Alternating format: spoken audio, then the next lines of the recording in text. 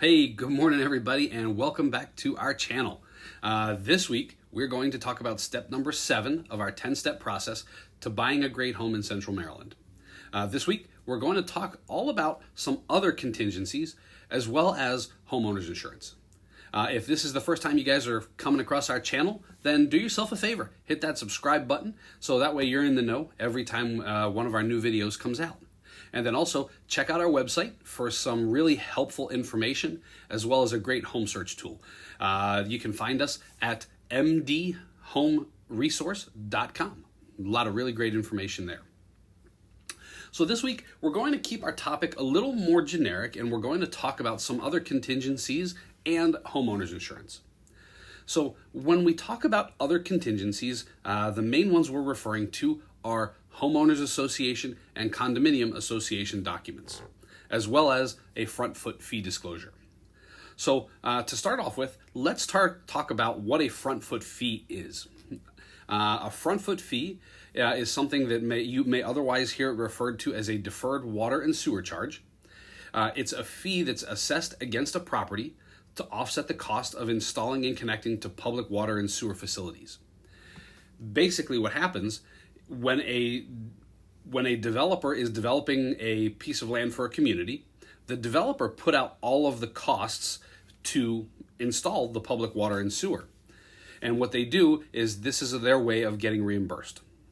Often these are established by a developer during the beginning phase of a community and often begin once the first lot is sold or once a lot is sold to its first owner, and then it continues for a period of years after that. Now, typically it's 30, 33, or 40 years. That's what we're seeing right now. Please keep in mind the rate is set for those fixed number of years, so that's never going to change. Also, sometimes these front foot fees are sold or they're paid to corporations. So you may get a bill in the mail every January or December, and it may be from a company that maybe you've never heard of or you've never used, and that's what that's for. That's for these front foot fees. Again, if you have any questions about them, you can always call your real estate agent or your title company, and they would have all the information for you. So now we're going to switch gears a little bit and talk about HOA and condo documents. So by the Maryland Homeowners Association Act, if you are purchasing a home in a development that has a homeowners association or a condominium association, you have the right to examine the documents associated with those associations, and you have the right to cancel your contract based on your general dissatisfaction with those documents. Now, we're going to talk about homeowners associations first.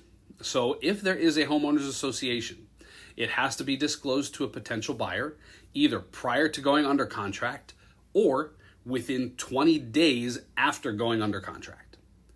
Then from there, a buyer is then given 5 days to with all of the documents to examine all of them. Now, please keep in mind, if you do cancel the contract, you must return these documents back to the seller, or else the seller may keep a portion of the earnest money to help offset the cost of reproducing these documents because they are actually quite expensive. What kind of documents are there? Thought you'd never ask. These documents usually include things like, what are the monthly fees? Are there any assessments against the association? Who's the management company? Are there any declarations or covenants that they may have, as well as the bylaws and their rules and regulations?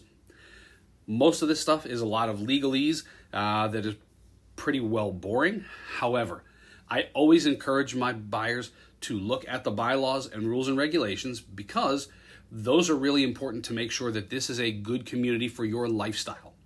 What do I mean by that?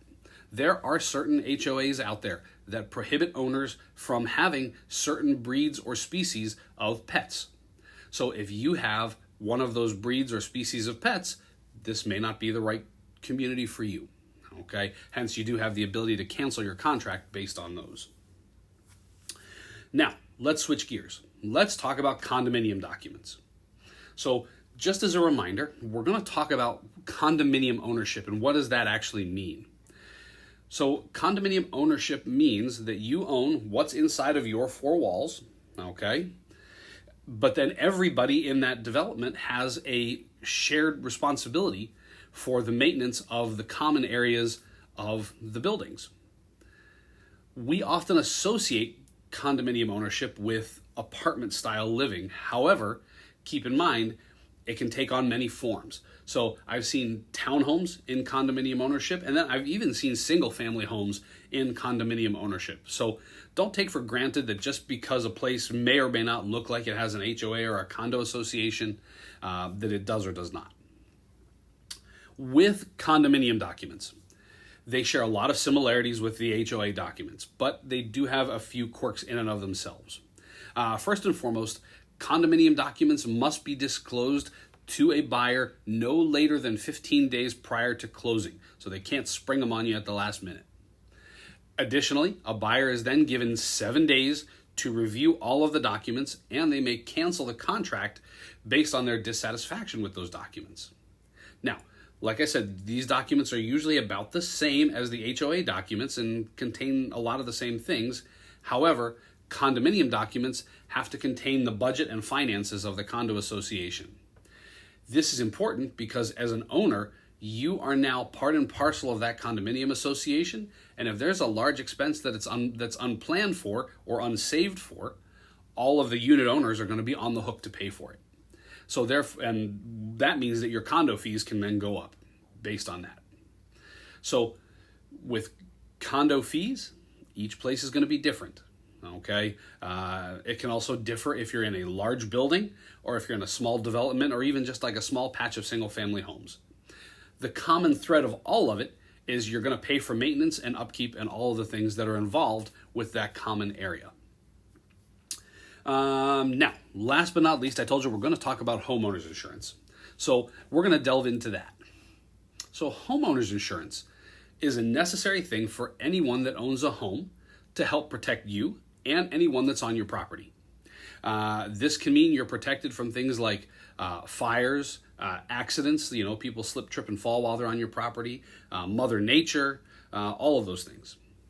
So when you're in the process of purchasing a home, a lender is going to require that you have a homeowner's insurance policy in place prior to closing. And that policy is going to have to be for the value of the home that they are lending on.